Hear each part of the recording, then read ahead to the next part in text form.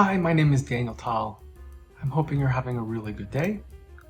I'm going to talk about an extension that nobody knows about that's called Straylines. And without this extension, it would be very challenging for me to actually work on some of the projects. I use it for CAD, I use it for grading, I use it to clean up just about so many different types of models that I run into.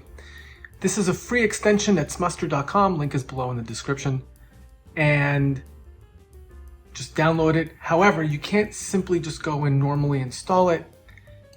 You also have to go to the extension warehouse and get this extension. It's called the Simple Plugin Installer. It's a wonderful extension and it lets you install legacy extensions, older extensions.